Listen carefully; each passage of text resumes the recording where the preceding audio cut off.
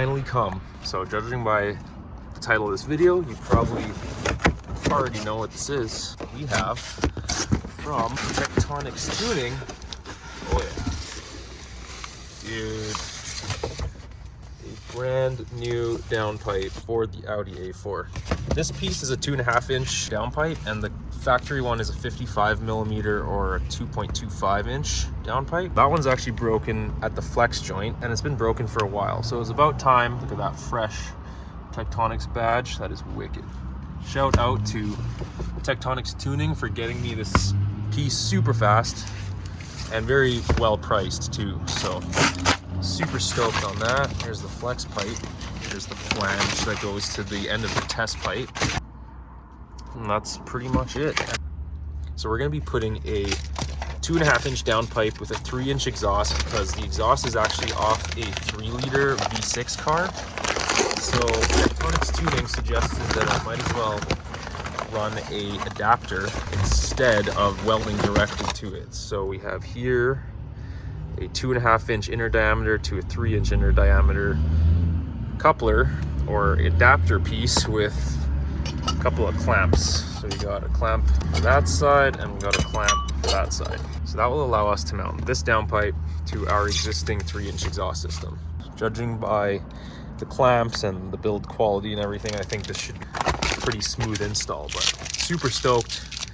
Shout out to Techtonics Tuning for that. I'm also going to do a bit of a sound test video so that you guys can hear what it sounds like right now with the broken factory downpipe versus this 2.5-inch downpipe.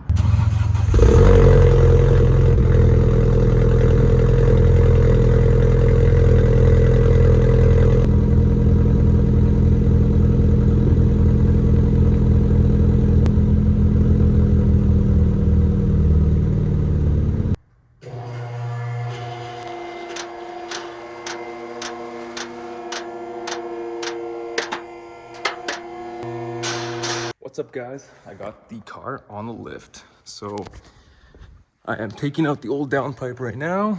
So it's all unbolted up top there. Got the mount unbolted, and now I just gotta take a sawzall and cut right there. And then that's the new downpipe. And then we got like the coupler here and everything ready to go. So let's go ahead and cut that bad boy off.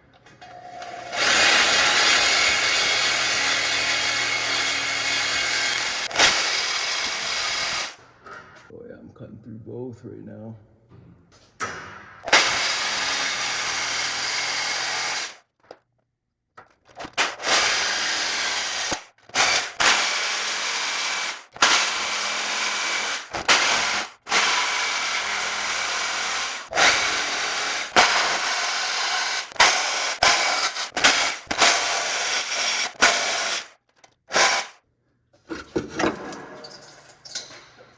There it is. Hell yeah. So it looks like I cut just about in the right spot. It's like a double wall piece right there, but I was about, I don't want to touch the metal, but about a 1/2 inch too far forward. Out with the old and in with the new. Techtonics Tuning makes a wicked product. Well fam, there it is.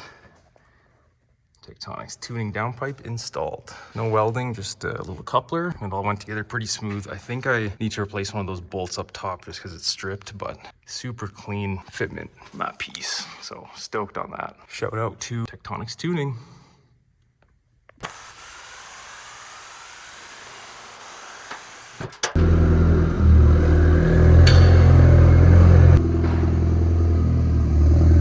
Okay, so I just installed the downpipe and I realized that 2 of the studs off the back of the turbo are missing. So I guess it's still leaking exhaust from that part. Guys, and welcome back to the garage. So we got this thing here, and so when I installed the downpipe, I didn't get those nuts tight enough.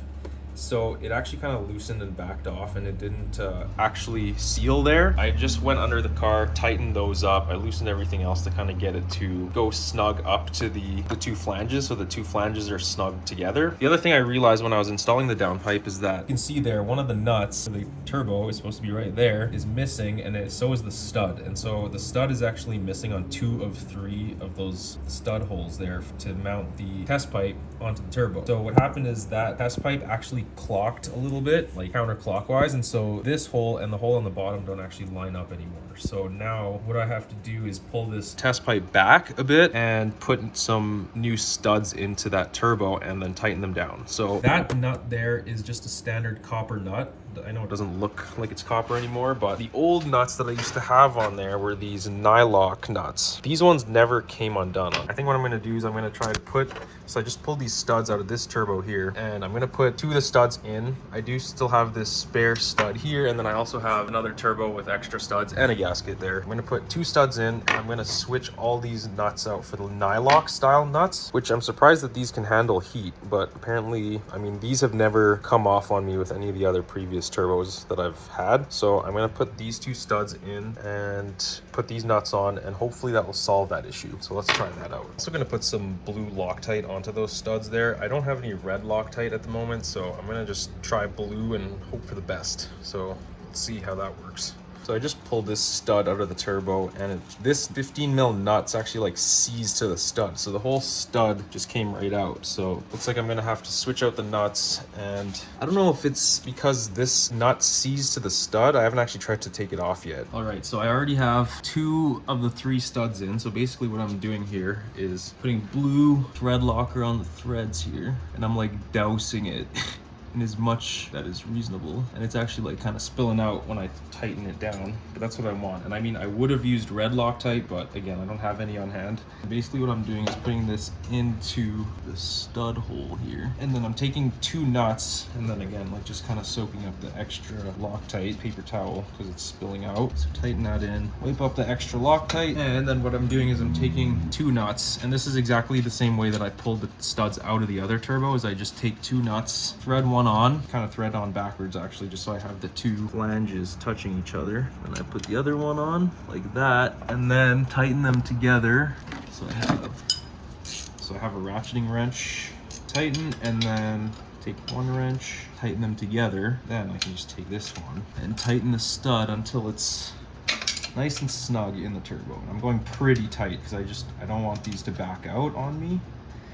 And I really hope the blue Loctite's enough. I don't want to go too tight either, but I'm going pretty much as tight as I feel comfortable. And then also, when you tighten the nuts on the other side, it's going to apply torque to that stud anyway. So some may argue that you don't actually need to tighten the stud into the turbo, but I'm just doing it to be extra cautious. And then that way, there's less of a chance that it'll come backing out of the turbo later. So now I'm going to hold the stud in place with the right wrench and then loosen it back with the left, and then I can pull the 2 nuts back off. Hopefully that stud is still tight in there. Yeah, it feels pretty tight. So I'm pretty stoked that I was able to do this, because I actually at first thought the studs snapped off inside the turbo, but thankfully that wasn't the case. They all just sort of backed out, and it might be, I'm not sure if it's those other nuts that I used, because that was the first time that I used those copper. They're kind of like crushed together. It almost is like an oval shaped nut. Hold on, I'll go get that nut. This is a 17 mil nylock, and this is a 15 millimeter copper. I believe it's like a crush nut. So this top collar is actually oval shaped, and it's supposed to lock onto the threads, but I don't know why the stud would back out, but we're gonna try these again and hope for the best. Get this gasket on here.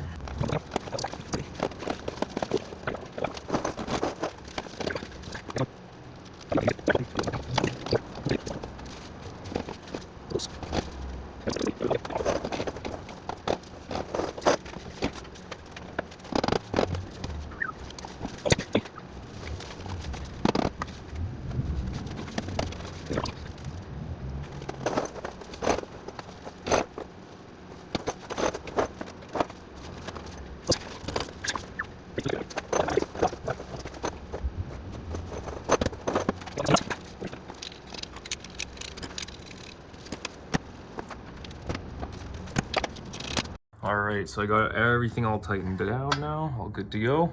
There definitely was a little bit of stress. The test pipe didn't want to tighten down, or it was kind of crooked. So when I tightened down, it definitely applied a little bit of stress down the line. And so now the downpipe is kind of touching the side of the subframe where it passes through. So it might cause some vibration, but hopefully it's not too bad. I'm sure it'll be a lot better than it was. So it should kind of quiet the car down. So let's start it up now and see how it sounds.